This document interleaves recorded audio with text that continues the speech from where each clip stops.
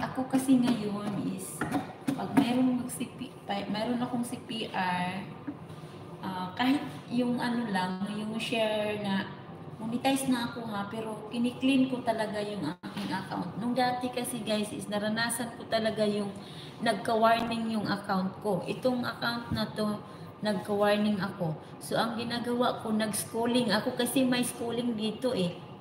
Dito, mayroong mga ano doon na is-calling mo yung ano, mag-eskwela ka, eskwelahan mo, is-calling ka para mawawala yung ano mo, yung warning mo, yung violation. So, tapos, nagkaroon pa ako ng sikan, nawala yun, tapos nagkaroon na naman din ako ulit. Sabi ko, Diyos ko Lord, pero ngayon guys, sa awa ng Diyos, clean. Wala na siyang violation kasi hindi ko na talaga hinayaan na mayroong yung mga copyright na sharing. Hindi na ako nagde-detain ng ganyan. Directly ko talaga dinidelete na yun. Hindi na rin ako, kuminsan, kung hindi ako mapagod, puntahan ko lang doon sa punta ko sa YT Studio tapos ipalitan ko ng music. Pero halimbawa pagka ano kasi mostly sa mga na CPR kasi yung mga sayaw-sayaw ko, mga dance move ko, so nagka-CPR ako, kaya yun, kung palitan mo yung music, wala na, hindi na siya maganda. So ang ginagawa ko is directly delete talaga, delete. So ngayon, yung ating account is clean. So wala na tayong problema, nawala na yung warning. Diba? So sa pagbablog talaga dito sa mundo ni YT guys is napakadami kong struggle na demonetize ako. Tapos ang tagal ko nakasahod, ganun, yung parang daming struggle. Pero okay lang, nandito pa rin ako. Before guys, yung mga kaibigan natin before is marami tayo. Mga kagrupo ko dati is marami.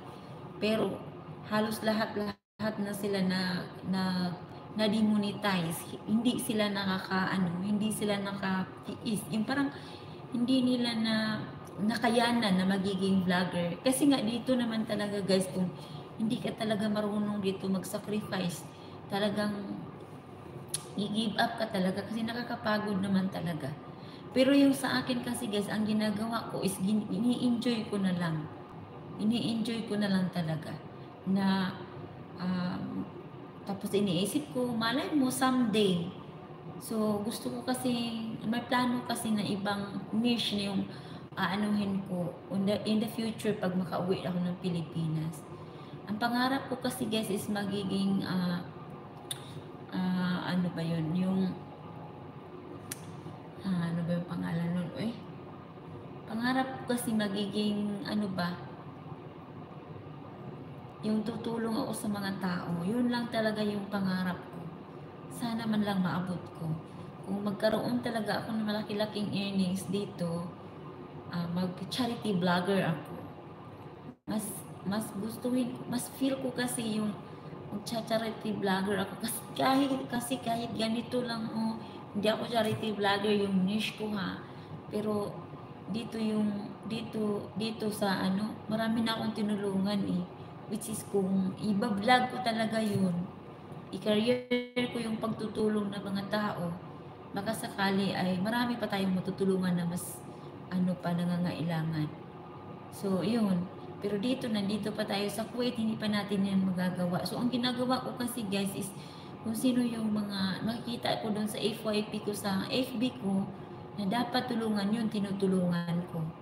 Pero hindi ako pwede na mag-video eh. Kasi nasa online lang tayo.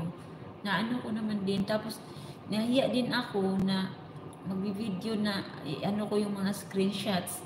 Pero, ang akin lang, gusto ko yung pag mag-charity vlogger ako is gusto ko yung mapuntahan ko talaga yung mismo yung tao na i-video ko talaga siya.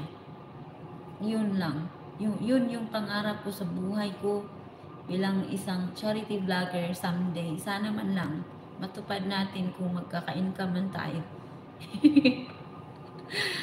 Ay, nako.